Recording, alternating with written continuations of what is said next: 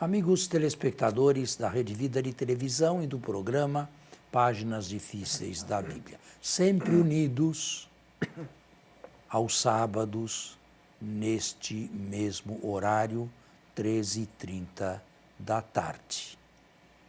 É um programa que vai ao ar de longa data, muitos anos, nem eu mesmo sei exatamente, eu me recordo quando foi que ele começou, mas eu tenho a impressão que é um programa que faz bem a muita gente. Um estudo de nível superior da Bíblia, da Sagrada Escritura. Tudo bem, Padre Anselmo?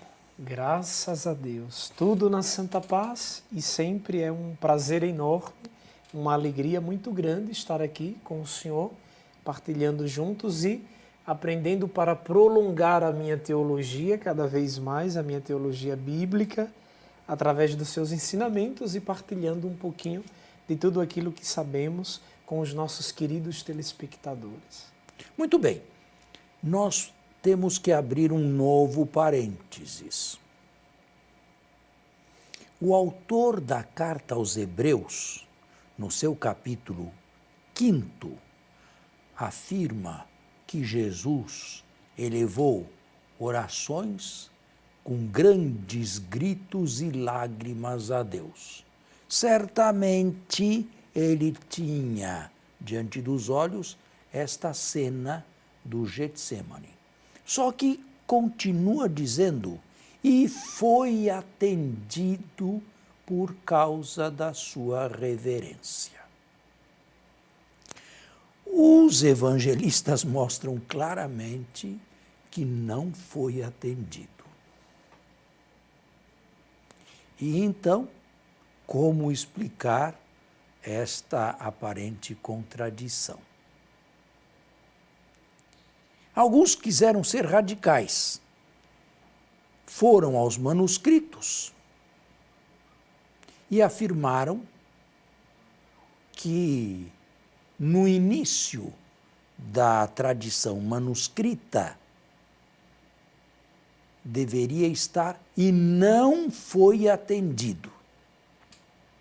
Mas, no decorrer da mesma, um escriba escrupuloso, como não foi atendido? Deus não foi atendido? Retirou imediatamente o não do texto. Esta explicação é fraca.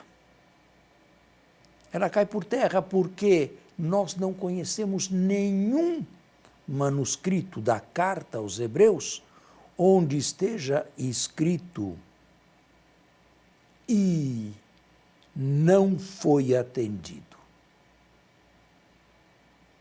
Todos os manuscritos da carta aos Hebreus dizem ele foi atendido. Portanto, do ponto de vista da crítica textual, cai por terra esta negação. Como explicar o fato? Alguns o explicam da seguinte maneira, e eu vou ser rápido para não tomar muito o nosso tempo. Quando Jesus começou a rezar, ele começou a rezar com toda a sua natureza humana, com o susto, com a confusão, com a angústia e apavorado. E realmente ele pediu que a hora se afastasse dele, que não sobreviesse a ele essa hora aí. Mas foi lendo no silêncio de Deus, ao repetir as mesmas palavras, diz o texto aqui que nós já lemos, que Deus não iria atendê-lo. E então foi acrescentando, não a minha, mas a tua vontade seja feita. Isto é, a atitude de Jesus se foi modificando do início para o meio e o fim da oração. No início da oração, a natureza humana de Jesus falava mais alto.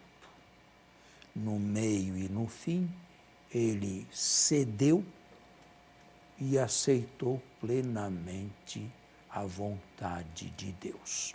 E realmente nós não vemos mais esta agonia em todo o resto da paixão, Jesus lutando para que a hora se afastasse dele.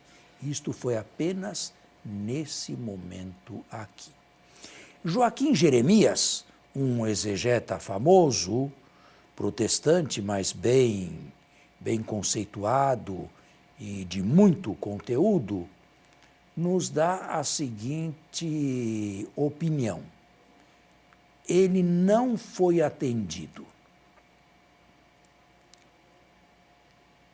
no sentido que Jesus sofreu realmente a paixão. Mas esta era a sua primeira afirmação. Indo mais a fundo, Joaquim Jeremias se modificou e disse que ele foi atendido, sim, mas em que sentido ele foi atendido?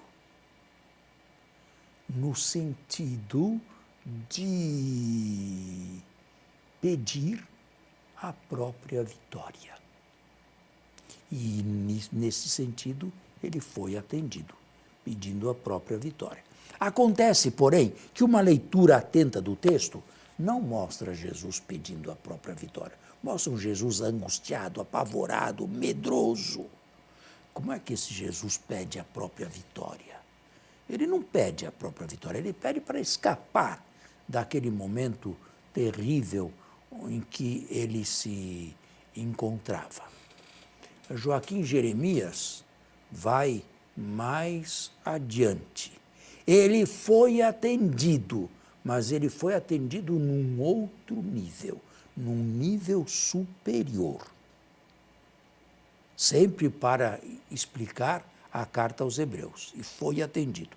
Ele, de início, pediu a libertação da morte, que ele não entrasse na morte. Neste nível não foi atendido, a sua oração não chegou a Deus, ou melhor, Deus não a atendeu, mas o fez entrar por dentro da morte e sair do outro lado vitorioso.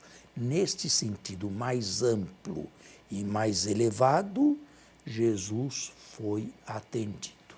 Padre, o leitor, o nosso amigo, irmão telespectador, atentamente observando a sua explicação, ele poderia chegar a um questionamento, sobretudo quando o senhor pontuou o grau da evolução da oração e do pedido de Jesus. No início, um pouco mais estreito, depois se enlarguecendo. No início, um grito mais humano, depois espiritual.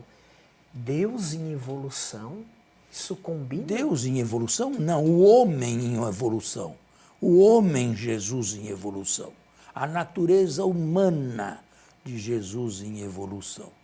Isto sim, isto combina perfeitamente com Jesus homem, verdadeiro homem. E é neste sentido que o evangelista descreve a paixão. Não um Deus sendo pregado na cruz, mas um homem sendo... De resto, o cristianismo não é a religião de um homem Deus, é a religião de um Deus que se fez homem. Certo? Então, esta é a explicação que dou, mas eu precisaria acrescentar uma outra coisa. Jesus, no final da sua oração angustiante, apavorada e solitária, entregou tudo nas mãos de Deus e no final não queria mais outra coisa a não ser a vontade de Deus. A oração tem o poder de modificar não Deus, mas modificar o ser humano.